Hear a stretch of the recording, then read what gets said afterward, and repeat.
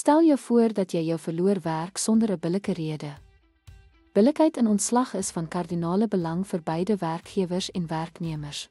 Dit verseker vertroue en handhaaf moraal. Onbillike ontslag kan lei tot regstryde en skaars reputasies. Wangedrag: die werkgewer moet bewys dat 'n reël oortree is, die werknemer die reël geken het, en ontslag is 'n gepaste sanksie.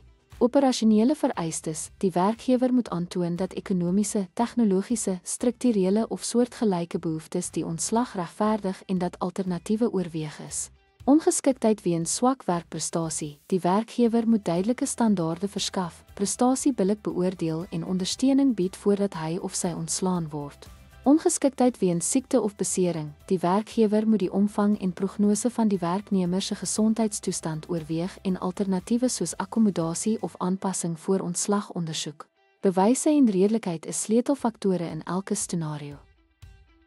Ten slotte vereis substantiewe billikheid dat ontslag gebaseer is op wettige, feitelike gronde wat behoorlik in konteks oorweeg is. Dankie dat u by ons aangesluit het.